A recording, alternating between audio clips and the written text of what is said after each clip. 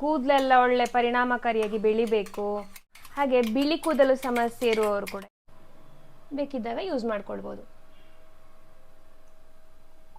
Hi friends, welcome to Bhavaloka. ಇವತ್ತು ನಾನು ನೆಲ್ಲಿಕಾಯಿಯ ಎಣ್ಣೆಯನ್ನು ತಲೆ ಕೂದಲಿಗೆ ಹಚ್ಚಲಿಕ್ಕೆ ಬೇಕಾದಂಥ ನೆಲ್ಲಿಕಾಯಿ ಎಣ್ಣೆಯನ್ನು ಹೇಗೆ ಮಾಡೋದು ಅಂತ ಹೇಳ್ತೇನೆ.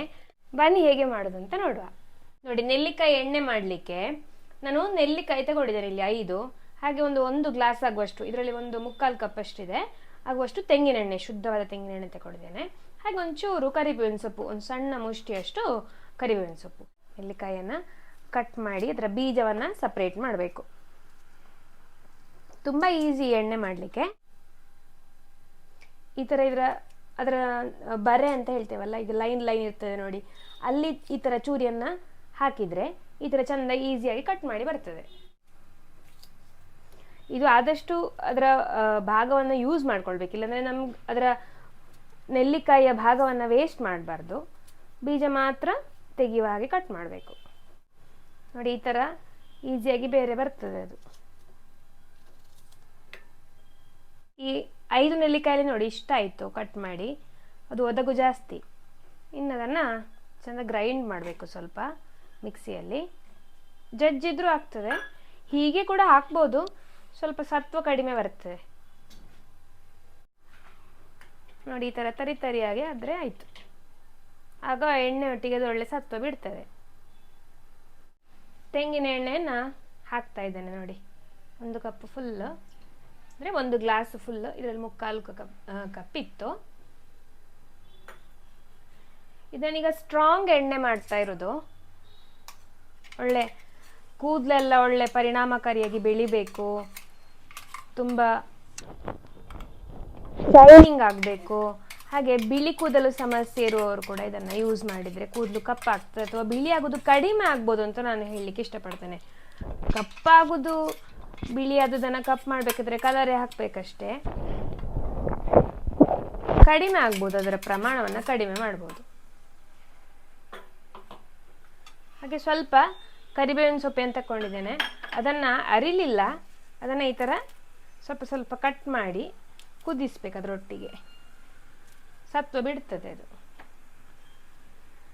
ಈ ಕರಿಬೇವಿನ ಸೊಪ್ಪಿಂದ ಮತ್ತು ಮೆಂತೆಯಿಂದ ಒಂದು ಪೌಡರ್ ಮಾಡಿ ಎಣ್ಣೆ ಮಾಡೋದು ನಾನು ಆಲ್ರೆಡಿ ಹಾಕಿದ್ದೇನೆ, ಅದು ಕೂಡ ಒಳ್ಳೆಯದಾಗ್ತದೆ. ಆ ಎಣ್ಣೆ ಬೇಕಿದ್ರೆ ಒಂದು ಸತಿ ನೋಡಿ, ನಿಮಗೆ ಕರಿಬೇವಿನ ಸೊಪ್ಪು ಧಾರಾಳ ಇದೆ ಅಂದರೆ ಅದನ್ನು ಕೂಡ ಮಾಡ್ಕೊಳ್ಬೋದು. ಇದೀಗ ಸರಿ ಅದರಲ್ಲಿ ಬೇಯಬೇಕು, ಅದರ ಸತ್ವ ಎಲ್ಲ ಬಿಡಬೇಕು ಎಣ್ಣೆಗೆ. ಸಣ್ಣ ಉರಿಯಲ್ಲಿ ಮಾಡಬೇಕು, ದೊಡ್ಡ ಉರಿಯಲ್ಲಿ ಮಾಡಿ ಅದನ್ನು ಬೇಗ ಆಗ್ತದೆ ಅಂತ ನಮಗೆ ಅನ್ನಿಸ್ತದೆ, ಬಟ್ ಅದು ಕರಂಚಿ ಹೋಗ್ತದೆ. ಆ ಥರ ಮಾಡಬಾರ್ದು. ಈ ಸತ್ವ ಬಿಡಬೇಕಾದ್ರೆ ಸಣ್ಣ ಉರಿಯಲ್ಲಿ ಸ್ವಲ್ಪ ಕುದಿಬೇಕು.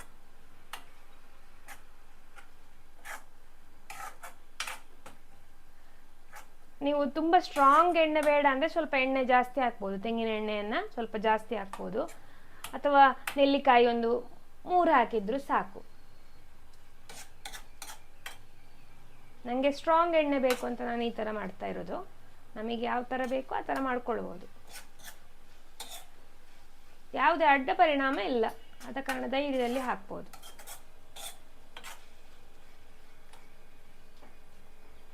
ಸ್ವಲ್ಪ ಹೊತ್ತಿಗೆ ನನ್ನ ಕೈ ಆಡಿಸ್ಬೇಕಾಗ್ತದೆ,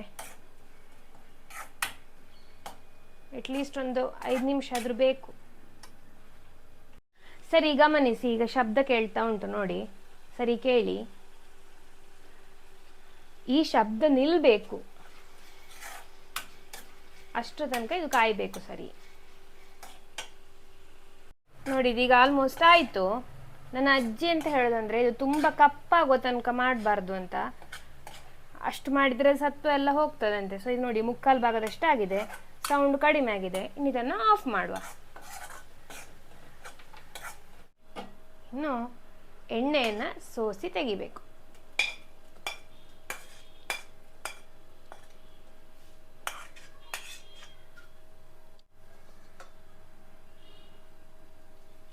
ನೋಡಿ, ಎಣ್ಣೆ ರೆಡಿ ಆಯಿತು. ಆಮ್ಲ ಆಯಿಲ್,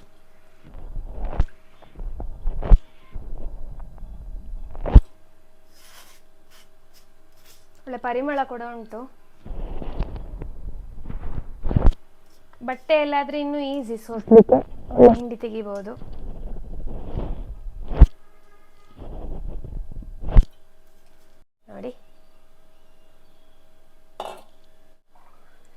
ಇನ್ನೊಂದು ಏರ್ ಟೈಟ್ ಜಾರಿಗೆ ಇದನ್ನು ಕುಪ್ಪಿ ಇದನ್ನು ಹಾಕಿಟ್ರೆ ಬೇಕಿದ್ದಾಗ ಯೂಸ್ ಮಾಡ್ಕೊಳ್ಬೋದು.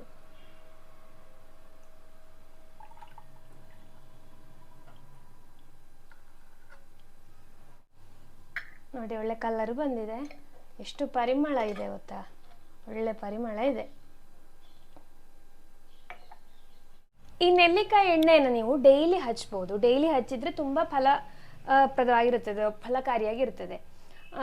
ಬೆಳಗ್ಗೆ ಸ್ವಲ್ಪ ಹಾಕ್ಕೊಂಡೆ ಈವ್ನಿಂಗ್ ಸ್ನಾನ ಮಾಡ್ಬೋದು. ಆ್ಯಂಡ್ ಸಂಡೇಸಲ್ಲಾದರೆ ಸ್ವಲ್ಪ ಜಾಸ್ತಿನೇ ಹಾಕಿ ಮಸಾಜ್ ಮಾಡ್ಕೊಳ್ಳಿ.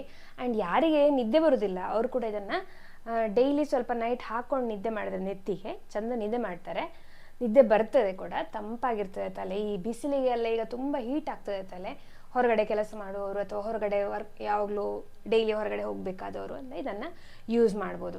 ಹಾಗಾದರೆ ನೀವು ಕೂಡ ಟ್ರೈ ಮಾಡಿ, ಒಳ್ಳೆ ರಿಸಲ್ಟನ್ನು ತಗೊಳ್ಳಿ. ನಿಮ್ಮ ಹೆಲ್ತನ್ನು ನೀವು ಕಾಪಾಡ್ಕೋಬೇಕು. Thank you so much for watching this video. Love you. Bye bye. Take care.